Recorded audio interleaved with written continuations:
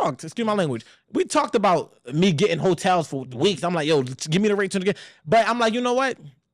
That ain't what got me. I'm not about to spend $1,400 every 2 weeks to stay at a hotel. I'm not doing that. That's rent. That don't make sense. Let me chill. Yo, can I stay on your couch? Yeah, bro, for sure. You know, having resources, being able to utilize that, it gave me that clarity to say, you know what, let me be patient with it. I told my homie, look, man, it might be the end of the month by the time I get off your couch. Then it was 10 days. And I told him, he tried to say, oh, yeah, bro, you know, you walk whatever. I said, get out of here. Like, nobody like adjusting. Like, I don't want you at my crib for a whole month when you could just go back to your city. But in reality, it ended up being that because I stopped, to your point of, like, you know what, I'm trying to protect this. And even the whole feel of the embarrassment you feel, like saying like that pride. Things, yeah. So going back to your whole, and I don't say humble, about humility. That's my word. That's it. Even though they interchangeable, but you know, people got a disdain toward the word humble. So humility, having that humility, it was like, you know what? Who do I think I am that I'm too good to go through this? And I was just sitting on this boy couch. I prayed no matter what. I'm still praying to the couch on the couch. Like this is my space. And I just start smiling. I was just like, I just looked up and I started smiling and it hit me. And I'm like, this is that moment before the breakthrough, because I got so tapped into my humility, right? Feeling like, yo, you know what? I'm not too good to be here. Why do I think I'm better than this in predicament? Why do I think because I'm essentially resourceful and I have this and I have that, and I have access to this and I make this, that I'm above humility? Not that I wasn't having it, but I'm just sitting there like, yo, you know what? I'm grateful to even be here. But let's pivot real quick. Also, to your point that's sticking out to me right now is y'all ask for help. Please do not be afraid to ask for help. People think y'all do not have to ask for help. Y'all are given these resources for a reason. The people who y'all know, the places where you are at, ask for help. 100%. Like, you are okay. It's going to be well. No, I agree. And I think to her point about it, you never know what, because we ask God for help and then God will put resources in front of us and we had too much pride to ask the person that God sent to us to help us.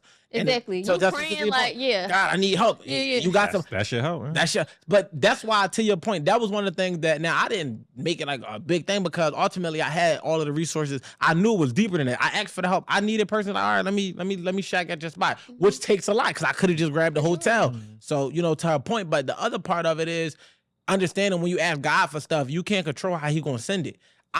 Remember I said I asked for financial knowledge and understanding. I learned, filed all of my taxes, back taxes and all of that. Got proof of income, whereas I got direct deposit paying me from my business, whereas like everything they asked me for was like, it was seamless because I didn't do the finesse. What goes back to your point, I didn't finesse my way. So it's like when you ask God to say, yo, like make me stronger, make me wiser, give him strengthen my discernment, He's gonna put you in predicaments that do all of the things. It's gonna be uncomfortable. How else will you learn if you're not put in a predicament to take the test, right? And when you fail the test, don't allow your pride to tell you to never take it again. Say, God, help me again. Like, what did I miss this time that I overlooked that got me back in this predicament? And then when you go to it again, this goes to you being prepared for your job. You was qualified because of that boutique, because had you never did that, stepped out on faith and said, I'm going to try to do this, even though I don't know all of the things. Now, when you go into a smaller role, you overqualified. You know what I mean? So, you know, that's for sure true, man. Make sure y'all get rid of that pride, man. Pride. Now you want me, I guess. I say a lot of people crash out because pride and ego be steering the ship. So you hear the term crash out, right? It's like people crash out because pride and ego is the captain of the ship. It's going to force you to crash out because what's controlling it is coming from a very low vibrational standpoint. It's not something that's of God. God is not here to adhere to your ego or to have grace for your pride. You got to get rid of that when you're in the presence of God, or if whatever, you know, you feel you doing that's connecting you to God in the higher sense. It's going to be a stronghold. So if you got too much pride to ask for help, you know, your ego telling you that, oh, no, I can't struggle, or I got to be head honcho, or I got to be big, or you're going to crash out every single time. You're going to crash out because you're not going with the flow. You're trying to manipulate and control the situation through worldly matters. And then you're mad. Man, you mad because you crashed out. Man, you mad at